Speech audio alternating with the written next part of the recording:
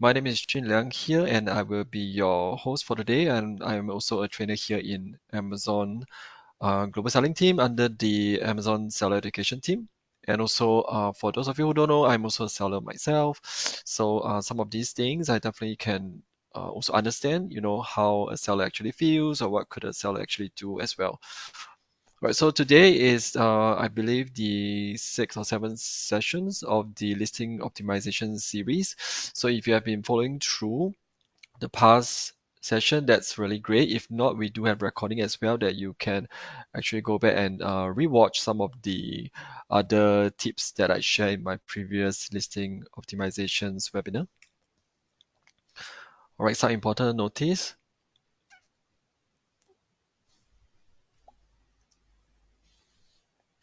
Okay, so if you are new here, which I saw some new names, for your info, you can find the recording of the webinar that I conducted in our official YouTube playlist. So the QR code is actually on my background image as well as on the URL, on the follow-up emails that you receive, also on the side of the message box too. Right. So, however, the Q&A section where I'll be here to address any of the questions that you have for today will only be exclusively for all of you here who are joining us live. Right. So, to be fair to you, to spend your time with me, the recording will only show the content itself only. Right. So, any question, let me know in the Q&A box. And if you just sign up in the morning, I may have missed out those questions because I pull the questions in the morning. All right, so if you just joined maybe like a couple of hours ago, I may need you to type in your questions again if you later on did not see your question appearing. All right, or you can also type it at any point of the time just so you don't forget what you want to ask. All right, so last but not least, the information today is as updated as of today. Now, if you are watching this recording maybe through YouTube recommendations or a couple of months down the road, I would actually encourage you to find the latest one if you have it, if there is, right? Because certain things like fees or policy updates, it's best to view the latest recording or go on to Seller University or the Seller Central Help for the most updated information.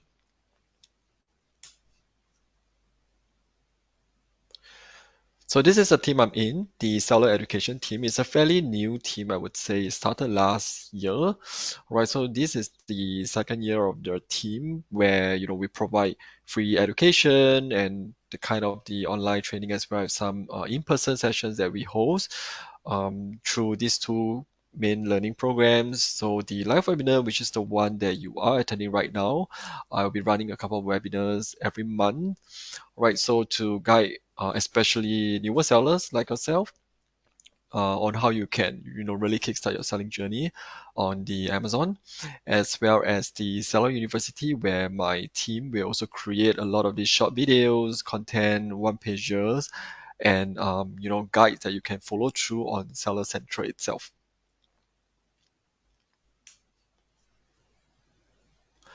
Right, today, I tried something different. Now, instead of sharing the typical agenda, I would want to focus on, what should ideally be the learning outcomes, of having today's session. So, at the end of the session, by right, or rather, hopefully, you will be able to identify what are the common violations of your listing image and to understand the compliance requirements and what you should try to avoid to do in your product listing. All right, and then also there are some, I would say, recommendation or suggestions that you could, take in and try to implement it for your listings. And last but not least, also to share the programs on the logistic that we have. So you could also think about how you can develop a more cost-effective kind of storage tips for you to, think about how you can maximize your logistic more efficiently. Right, so there's going to be some promotions that we have that I'm going to share as well today. Right, very quickly, I want to recap some of the key details that I shared in the previous section. So you can see I actually share this a couple of times because this is actually really quite critical in terms of how we define or say the listing completeness. Right. So these are the 8 core elements that everyone should really, take time to focus on. All right. And if you need more detail, you can watch the previous sessions, but this is just a quick recap, right? If you have not done anything to these eight core elements, maybe after today there is something you need to try to action on, and things that you can still optimize on before the next up and coming big sales day. And what we talked about previously is regarding the listing completeness score and how is it being determined. Right. So we will try to recommend sellers like yourself and myself to get a completeness grade of A, the green one that you see. So that means it's about 80 to 100 score. So the scoring system is pretty easy. All right. It is not, I would say it is not something that Amazon actually scores, but it's more for our own guidance in terms of how we look at our listings. So, for each of these elements that you use, you have a score there, like 10 points, 20 points, right? The whole idea is to gear, seller towards using all the eight useful components, core elements, so that you will get a very good listing completeness grade, right? And one thing I shared in the previous session as well, the reason behind is that we do see in Amazon internal data that a product listing with all these components, all these elements, attribute actually do better in terms of conversion compared to the rest who did not achieve a listing grade A, right?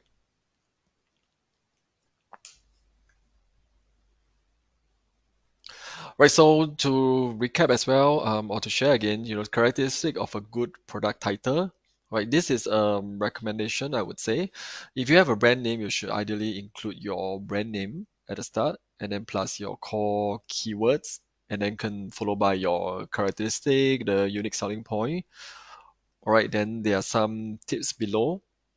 So one tip that I always share, even for myself, is that you may not need to do this from scratch. There's a lot of the tools out there that you can use to help you generate a good first draft of a good product title, where you can use that as a starting point, and then across across the time you use, and you try to optimize it accordingly. Right.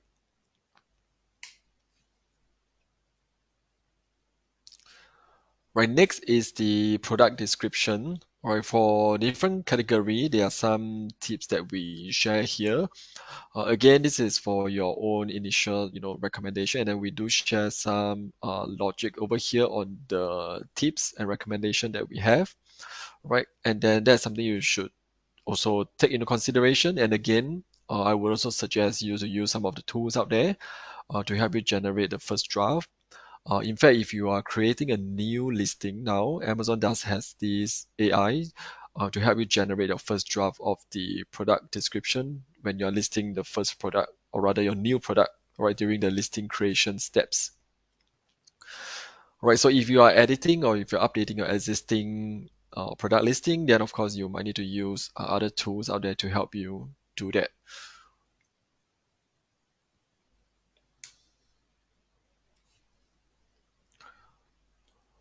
Right, the next thing is the bullet points. Right, again, this is also the summary, what you should or should not actually do for writing your bullet point. Right, so as a best practice, we try to aim to have at least about five, right, five unique, rather five bullet points to showcase the product unique selling point. Right. So you can also write like, one to two, but as myself personally, I would say that, having at least about five bullet points is just the right amount, right? And then also similarly, focus on the selling points, the things that your target audience are really, looking out for. So in order to find that, you can find it from your competitor products, or you can find it from the product reviews using Product Opportunity Explorer, or you can find it using like external blogs, or other guides that you can find online to kind of get the gist or the keyword of what your target audience is actually looking for in a certain product. And also, this is something that, to repeat again, is something that you can use some of the tools out there to help you generate your product bullet point as well, which is also quite useful for your first draft.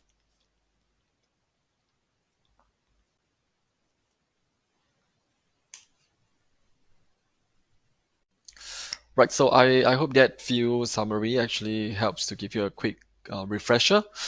Right, so we are moving on to the compliance regarding the images and especially the main images. Right.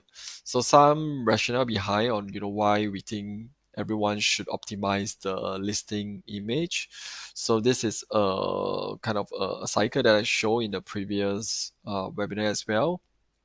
Right. So you can see there is a continuous improvement in terms of this whole cycle of the conversion, I would say can see on the left, all right, main images actually have an impact on the traffic, all right.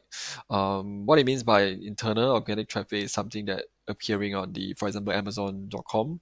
When people are browsing or customer are browsing on the website, all right, the main image will have a big influence in terms of whether or not is it attractive enough to actually get people to click on it. All right, and then of course, besides that, the product title is also having an impact. But usually, as you know, we humans are very visually geared towards looking at images and stuff like that when you're shopping, right? So you can see why main image has a impact in terms of getting more eyeballs, more visits to your products.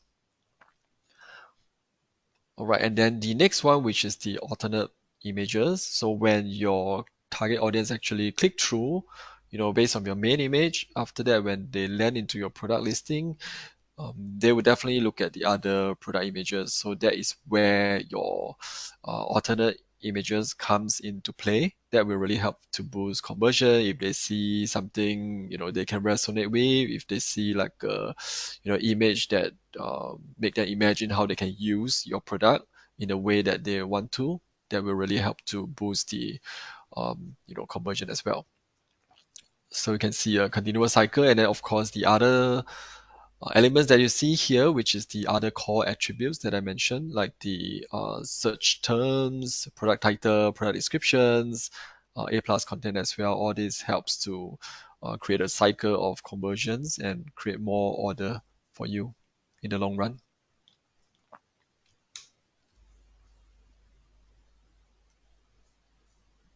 Okay, this is the main image, or I would say the rules, or rather the most, the importance of main image, right? This is the most intuitive impression. This is something that your customer will see during the search result, and also the first thing that they will see landed on your product detail page.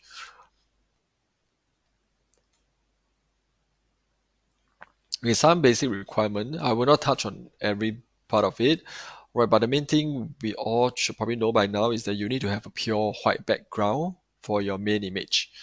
Right, so the main image needs to have a pure white background, right, professional looking, and then hopefully, if you can, do it in a high definition quality so that your customers can actually, when they mouse over, the image will be able to zoom in to a larger, more clear image for them to look at the product.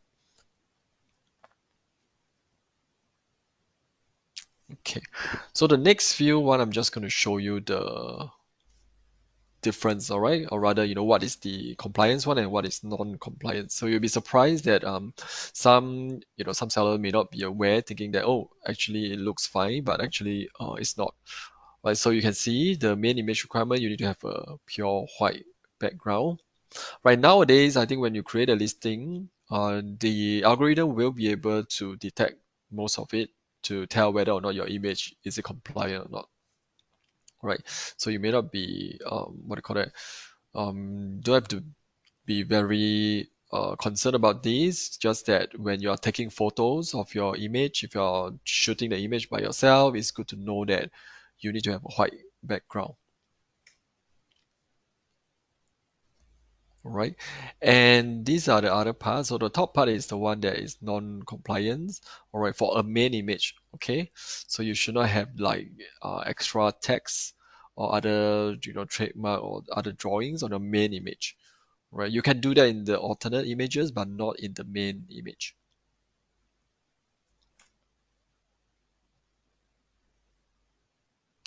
All right, this one is similar as well. All right, you are not supposed to show like, a set. All right, if your product is not sold as a set, your main image should not be appearing as a set. right? Because this seems like a little bit of misguided, intent there. If you are not selling a set and if your title did not mention a set, then your main image should not be showing like a set of products.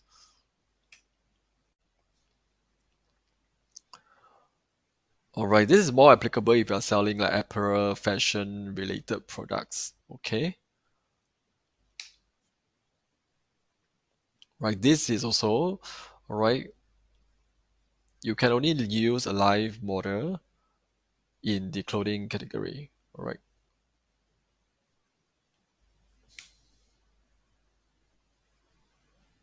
All right, this is also relevant if you're selling the fashion category, which is the apparel, etc.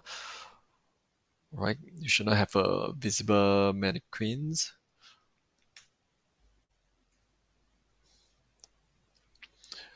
Right? This is also applicable. Right? Your text packaging should not appear in the main image. Right? You can see the difference as well. Mhm. This one is also all right. So the main image, as you can tell probably by now, it should be a clean image of your product that you are selling. You shouldn't have anything that you're not selling to be appear in the main image, right? And then this is also a very common mistake that seller typically try to crop away certain part, to make it more aesthetically nice looking. But this is also not allowed. Only very partial cropping is allowed. Okay. Now I hope you kind of get an idea. I think main image is quite clear and straightforward for now, right? Not to have any misleading kind of images, and it should have a white background. All right. So the next one we're going to talk about is the alternate image. So if I recall, you can put up to, I think about, if I'm not wrong, 7 or 8 alternate image to a listing, right, on top of the main image. Right, so the alternate images is the one that you can actually be more creative about it. Right, so alternate image is really meant to better showcase the usage scenario, right, on the product, how it can be used, etc. So some quick tips for seller you can think about when you're preparing your alternate images, right, alternative images, right? Some things you can think about, which is like your customer uh, profile. I would say that it's more of your target audience, all right? Right, so you may want to have your image showing a certain lifestyle or certain backdrop, right, to showcase the product. All right, and then if you have your own brand messaging or positioning you want to, this is something you want to think about as well, right? And then of course the color scheme, whether or not it's something that you want to brand it towards your brand image, your product, etc. And something to take note of is sometimes the font that you're going to use. What are the impact on your alternate image listing? Or which you can share, I mean, which you can see in the next few slides that the type of font, the color, etc. does have a impact on how the alternate image look and feel like.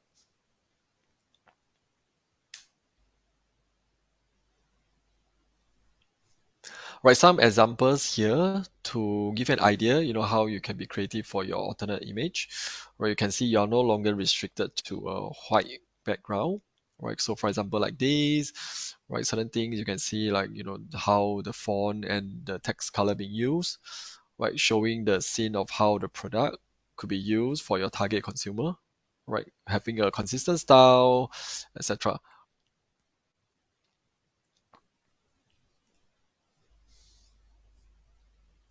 This is another example.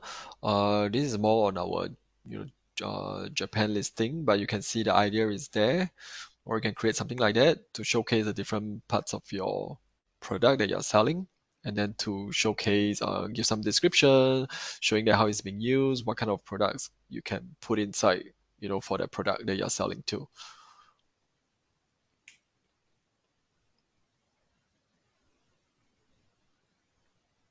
All right, this is also a good example. And then on the third image, you can see it just have a creation of all the different scenario that the product can be used. All right.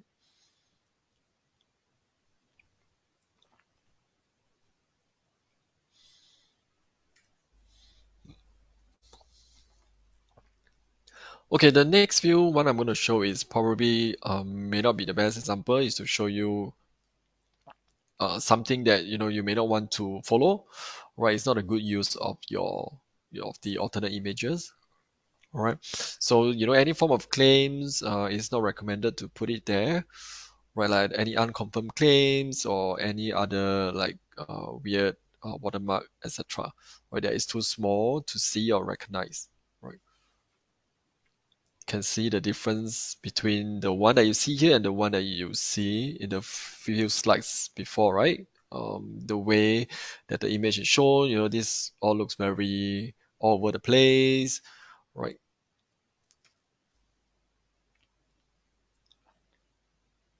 Okay, the other one also very, I would say, not a good use as well, is you are showing repetitive of the same product, right? So having one of these is actually fine, but if you're going to showcase all the same just with a different angle, right, you probably need to rethink of how you should use the alternative images.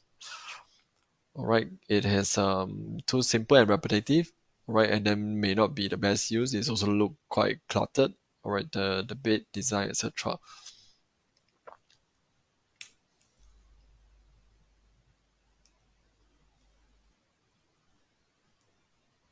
Okay, the other one is on the image like this.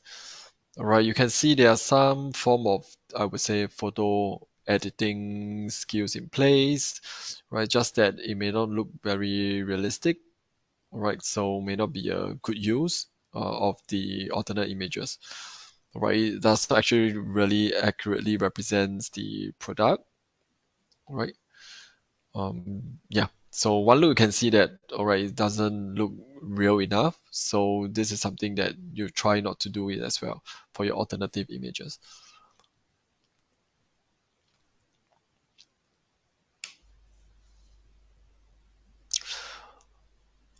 Okay, so coming back, there are some other tips. Now, if you are selling, other products, may not be fashion, or it could be other home product, etc.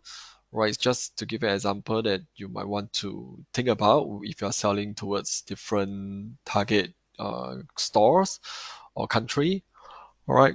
If you're selling into the US, all right, versus if you're selling into the JP store, right, this is something you want to think about, because I think most of the seller here, you may be from, like, for example, Singapore. You might already be selling in Singapore, and then you might think that what you're using, or the kind of image you use in Singapore may or may not be applicable to use if you're selling into like US, etc.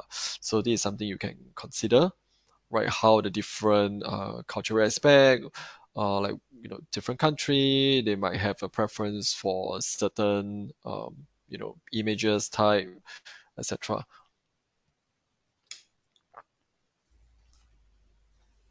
Okay, like for example, in this case, you can see in terms of showing like a home products, there are some, I would say, some logic in the sense of how the picture is shown. If you're selling home products, for example, like um, based on what we see here, maybe JP and SG may have some relevancy in terms of the space. It's relatively small, so if your product can show that kind of usage in a very relatively small space, then that might actually resonate well with your target audience, right? Compared to if you are selling to the US, places there are typically usually have a bigger land space, etc. Right, so the image you use, if you are be able to show like a bigger space or how your product can be used, then that might also again resonate well with your target audience.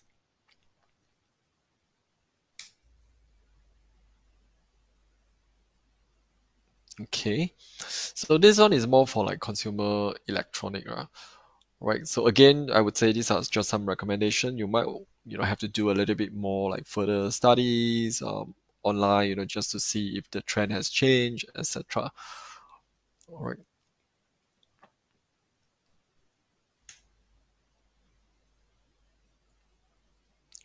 Next one is also quite important, which is the seasonal kind of I would say like for example the recent Halloween or even upcoming Christmas, right? Having your images adapted to these kind of seasons, festival would also have an impact as well, right? So it may give the feelings of having them think about up and coming season that they want to celebrate, right? Will actually have impact on their buying decisions, right? So you want to be aware of what are the different festivals of season that your consumer might be celebrating in the country that you are selling into, and also the color scheme, etc. Right? So it's more like the local cultural nuances or characteristics. Right, so it's very different, unlike typical Asia, right? We only have one season throughout.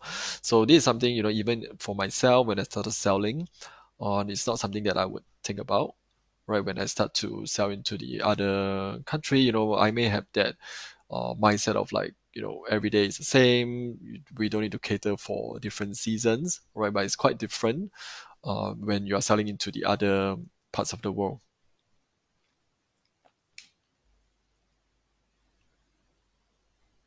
So I would say the four key takeaway, right, in terms of the image listing optimization is really to think about, how to use your alternative image with a kind of the localized style, right, so that it resonate well to your target consumer, right? Having a seasonal and festive feature with the color and fonts also do help, right?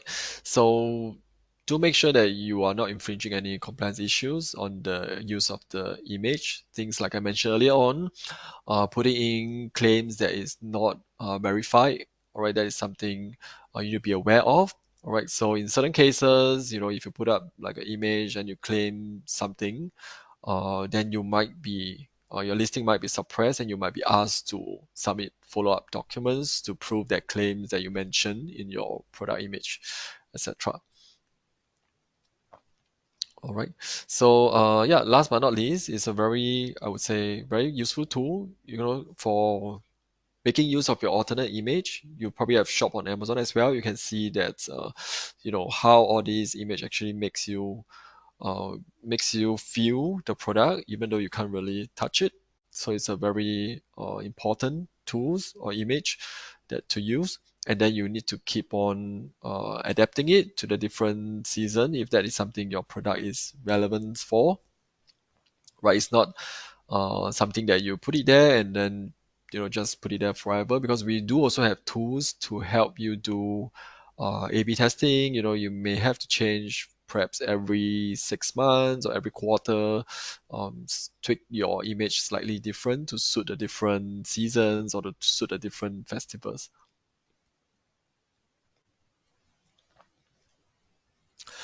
All right, so if you have any questions regarding what I shared earlier on, do let me know in the question box. All right, and then next I'm going to move on to the other part, which is something that you might want to consider on the supply chain by Amazon, which I'm going to share with you.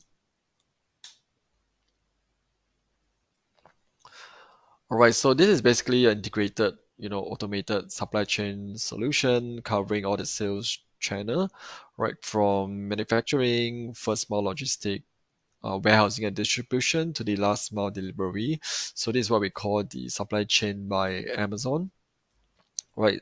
To give you an overview.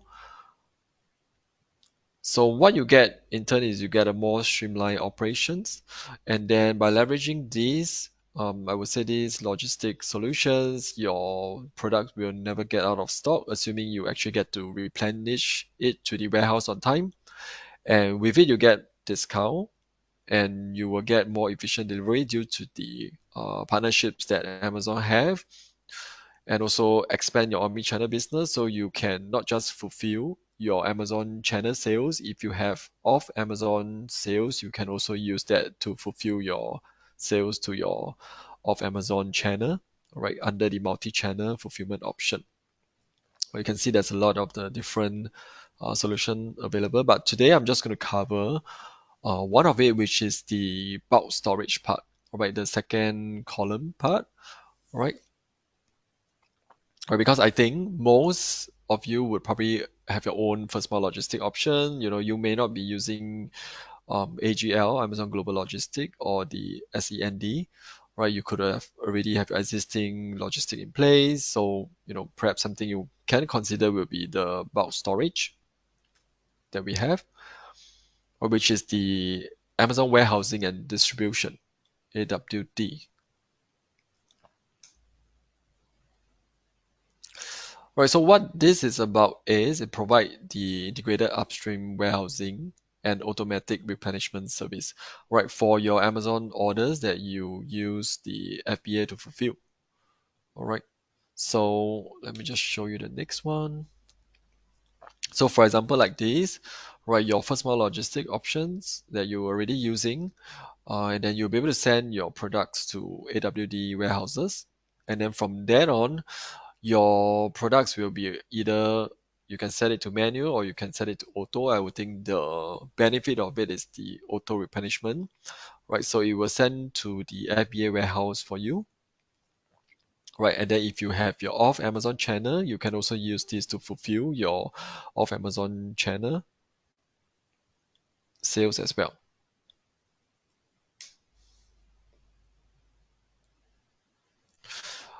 All right, so some advantages. Now, I know before this AWD, came into, I think a lot of seller actually use what they call the drip feeding. They actually have their own warehouse as well. They store their bulk purchase or bulk inventory there, and then they will send in smaller shipments to replenish their FBA stocks, right? So the concept is actually the same, right?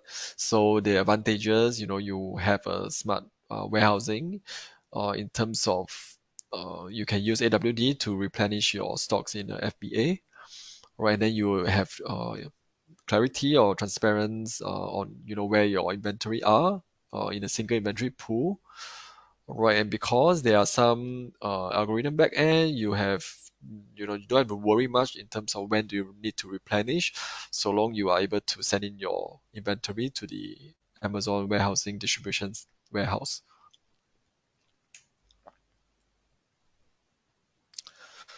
Right, so using the service will help you to save some money, all right, help you to save costs, optimize your logistics.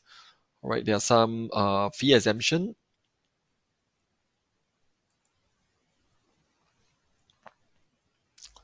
Right, so you might be thinking, what are the products that you can use AWD? Now, as of now, all right, so something new is that now product with expiration date of at least 185 days in the future can be shipping to the AWD warehouse already. All right. So there are still some items that is not eligible, like dangerous goods or very, very bulky item or item that need temperature control, right? These are the ones that is still um, not eligible to use AWD, right? The full list of eligibility can actually be found, right? I will share the QR code. So I have a list of the useful resources, and one of it is to share with you what are the AWD eligibility. So these are the list right now. So from time to time, you might want to check because as time goes by, more product will be eligible to use AWD.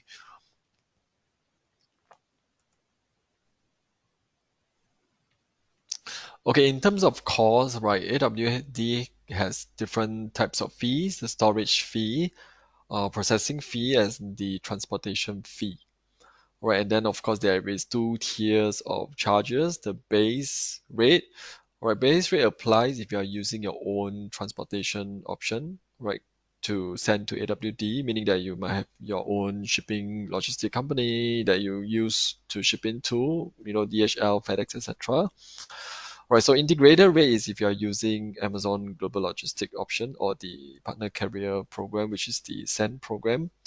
right, to send your product into the AWD warehouse, right? So these are the difference in terms of the rates. Now, if you use the integrated rates, and of course there will be some, I would say, discount off from the base rate, right? You get to do a lot more savings if you are using Amazon integrated solutions.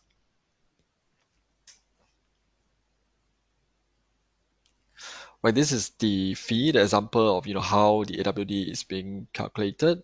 I have an Excel as well on my resource page that you can actually download, right? So you can just have an idea on how the fee is being calculated.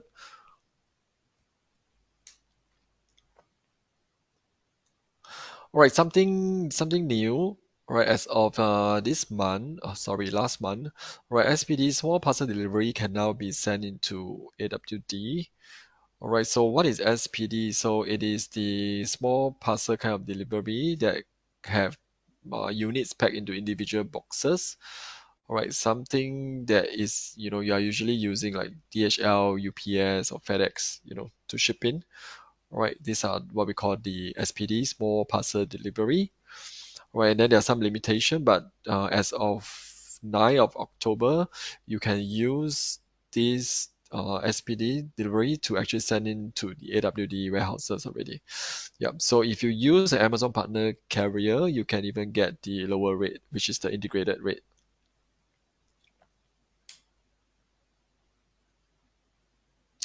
Okay, another new update is that the multi-channel distribution is available already using AWD.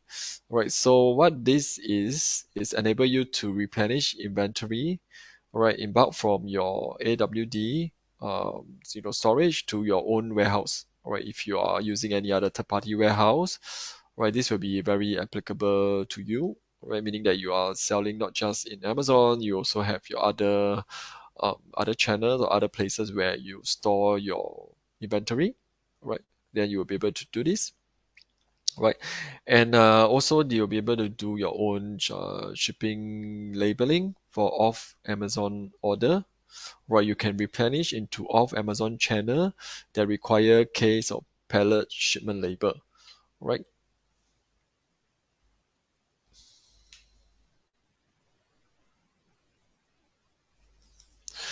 Okay, let me see. This is also another promotion as of 14 October, right? There's a storage fee promotion. This promotion will be available until end of the year. All right, let me look at it. All right, if you meet the eligibility criteria, right, you'll be charged the storage fee at a discount rate of 20 cents per cubic feet per month, right, for the inventory received at the Texas distribution center during the promotion term. Right, so all these I shared can be found in the QR code that I share over here, which is also the same link that you see from your follow-up email, etc. All right, I reached the end of it. I just want to share some more Seller University resources that we have created for you. One of it, which is the Amazon warehousing and distribution guides, right? You can get it from the same QR code, right?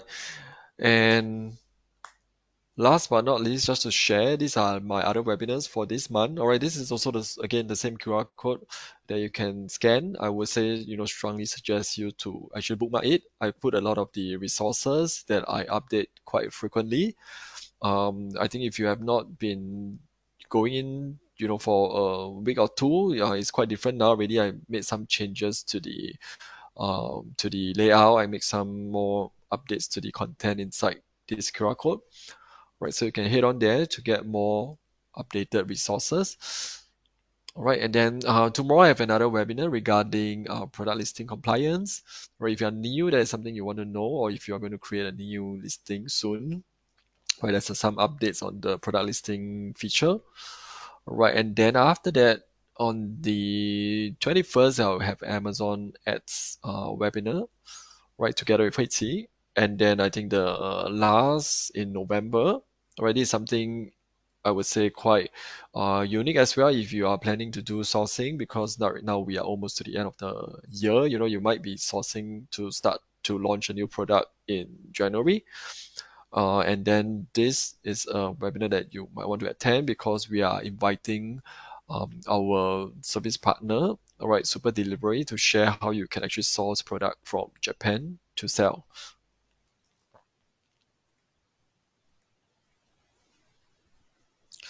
Okay, last but not least, I think you probably know by now. All right, the Southern Seller Fest is upcoming. There's still some tickets left. You can scan this to register and buy the ticket if you have not. All right, so right now I'm going to go on to the live Q&A.